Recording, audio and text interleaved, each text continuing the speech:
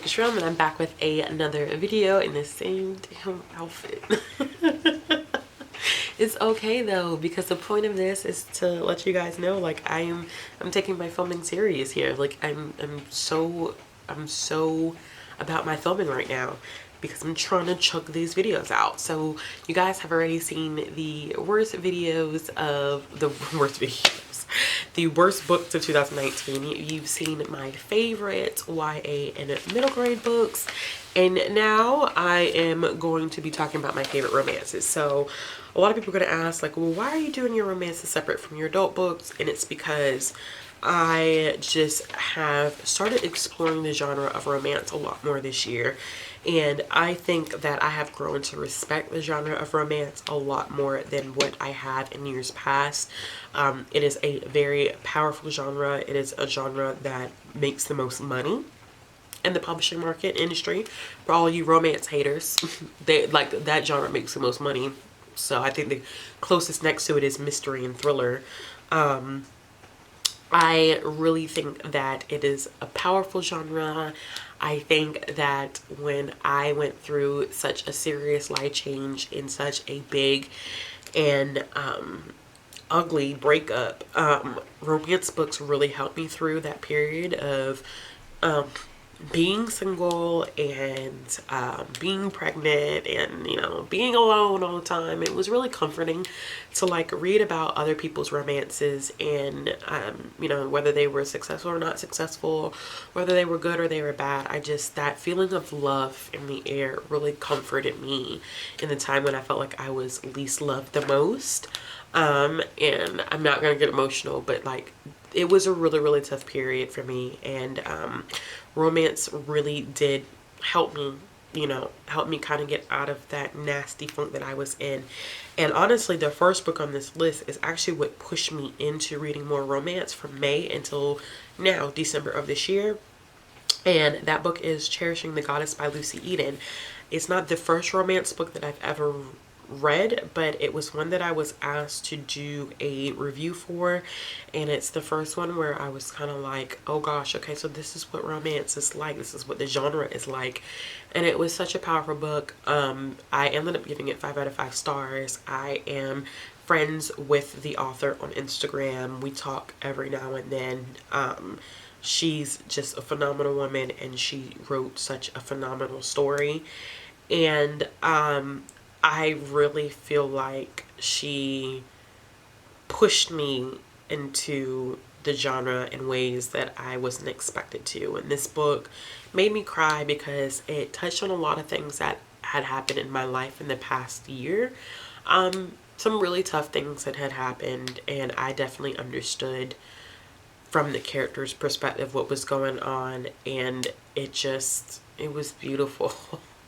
It was such a beautiful book. It just, you know, you have a guy coming in trying to buy this real estate, and, you know, the female lead heroine is like, no, I can't let you do that. And, you know, the reason behind why he can't do it is just, I don't even want to keep talking about it because I feel like if I talk about it, I'm going to cry my eyes out because it was such a beautiful book. But if you haven't read Cherishing the Goddess by Lucy Eden, I would highly recommend that one.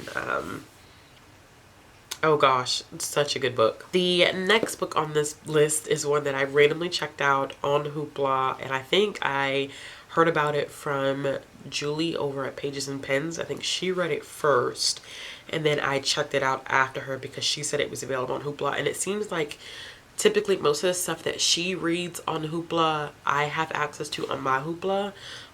So I did decide to pick it up, and it was Book Boyfriend by Claire Kingsley. I think I like this one, and I didn't give this one 4 or 5 stars. I think it was just one of my favorites because it was a romance that focused on books. It was a guy who wrote, he was a writer, and his sister pushes him to start writing in the romance genre because it was a fast-paced market, something that he could keep up with, a good range of audience to write for. And he does, and he ends up building this relationship with this woman who's a blogger, and he writes under a pen name, so no one knows that it's actually a male writing as a female, and they end up sharing so many intimate details, and I think they end up going on a date at one point, and it's just, it was a whirlwind. It was fun to read. I think that he was forgiven a little too easily because he messed up. I think he was forgiven a little too easily, but I do think at the same time that it was just a fun book to listen to, a fun book to read in general. The third book on my list is Piece of Work, and this is the first book in the Red Lipstick Coalition by Stacey Hart. I got my Kindle Unlimited back, so I do plan on reading books 2, 3, and 4 because this one was so good. It's about a young woman who ends up going to the Metropolitan Museum of Art, and she is completing her dissertation for her PhD, and she is this 6'1" woman, you know, kind of like not really into like dressing up and the makeup and hair and stuff like that. Like, it's just not her thing, and she doesn't feel beautiful. And I think I just related to her in that sense that, like, I've had moments in my life where I did not feel beautiful at all. Like, I still have those moments now where, you know, I'm like, gosh, like, you know, I don't feel as beautiful as the next woman. Like, I'd rather just throw a hoodie and some sweats on, no makeup, and just chill out. And, you know, I'm not the type of woman that needs to be like dressed up all the time. And I feel like sometimes your beauty gets underappreciated in that way. And I think the main character felt that way. And I loved that, you know, she found this confidence, and I love the friendship that was built between herself and these women. I mean, they were already friends, but just to see how much they encouraged her and coached her to come out of her shell and to find her beauty, I thought was really, really great. And the male lead was an interesting character. He was really reserved. He did not want to fall in love, and he kind of led her on. I mean, he told her that, you know, I won't do the marriage or relationship thing, but it was like he just was fighting it so badly, so it kind of ruined things. But, you know, of course everything works out in the end. But I thought that it was really, really great.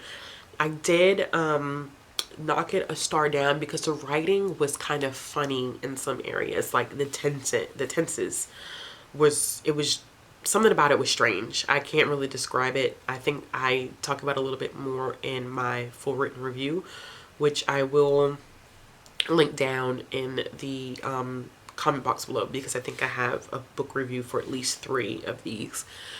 And I you know, I was like, the tenses are kind of weird, but the story, the heart of the story, the message there is really good. So I enjoyed that one as well, and I checked that one out on Kindle Unlimited. The fourth book on this list is probably one of my favorite books of the year. I like, out of all the categories, I truly believe that this tops. It's one of my favorites of the year because it's still sticking with me, and I still smile so much when I talk about it. That's how I know it was really good. And it's Birthday Girl by Penelope Douglas. I loved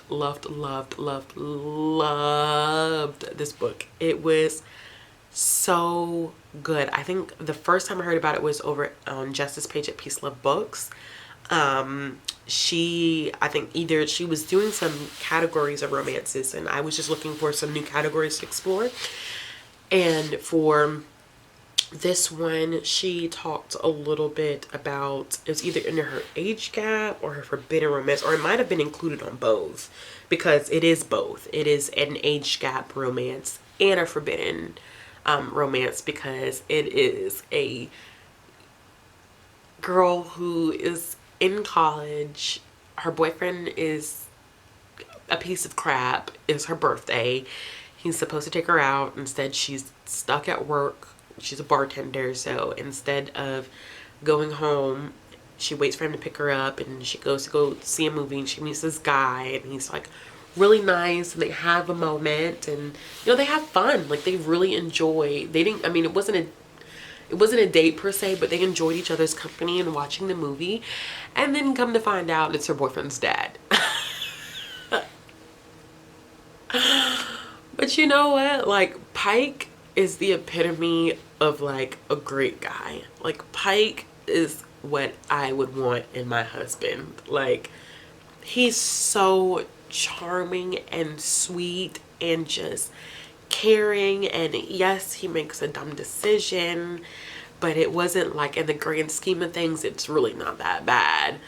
But oh, I just like, I never have book boyfriends, but Pike can get it. Like, Pike is just, he's amazing. And I really thought that Jordan was just the cutest thing ever. I just, the energy, their energy together was so good. Like, Penelope Douglas did a heck of a job writing the chemistry between the two of them.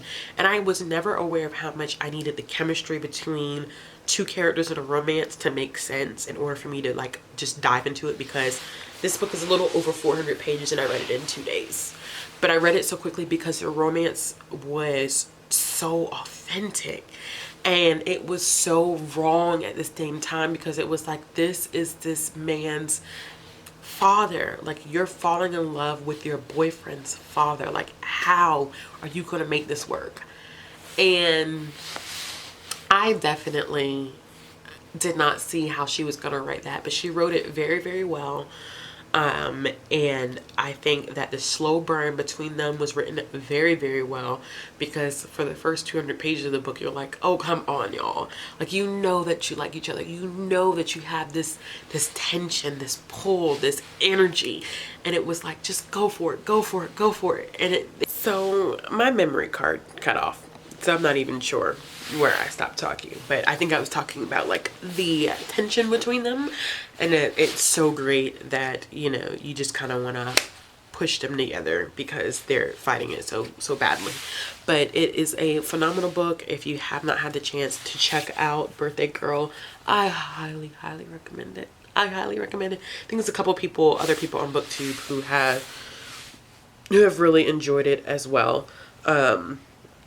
And have put it in like their top books of 2019, or their top romance books of 2019. And the last book on my list is more of like a series, because I loved all 3 of the books. They were so good.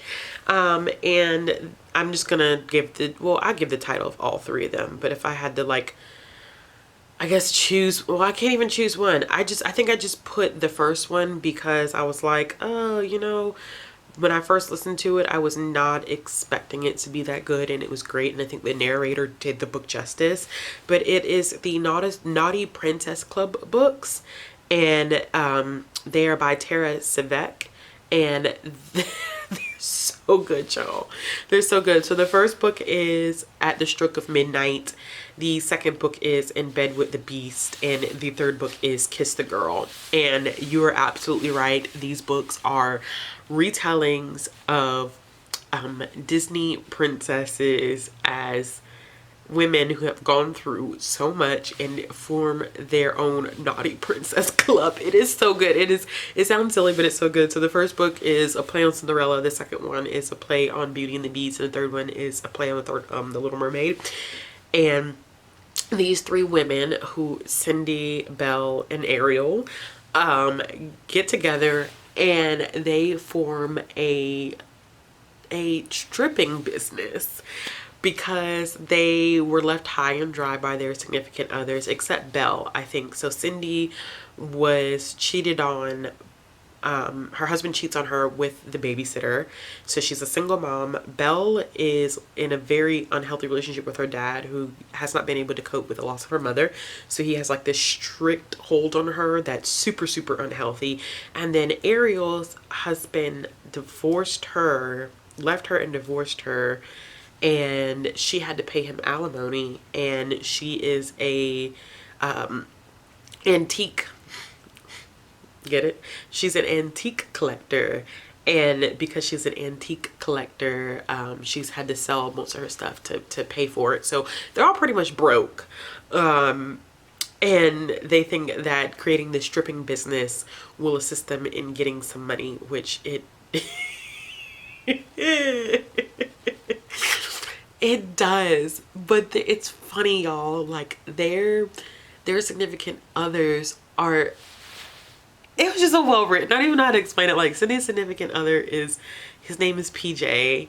Then Belle's significant other, his name is Beast, because they go by his nickname, which is Beast, and the third guy's name is Eric, and they even go out on dates with these really cruddy people at first. So like Belle goes out on dates with this guy named Lumiere, and it was just, and then I think that she also goes out with somebody named Gaston, and then Ariel goes out with, oh gosh, who does she go out with? I can't remember if she goes out with somebody named Sebastian, I think. Something like or she encounters somebody, or her ex-husband's name, I think, is Sebastian. It's just, it is life. It is life. I absolutely love these books. I cannot fangirl about them enough. If y'all have not had the chance to read these, read them. I checked them out on Hoopla from my library. Listen to them on audio. The narrator is bomb. She's so good. And she brought the books to life, and I loved listening to them. And I listened to some of them in like the span of like a day or two. They're so good, y'all. Oh, see, this is how I know I like a book. When I talk about it and I fangirl and I smile and I'm like, like I love it, I love it, I love it, I love it.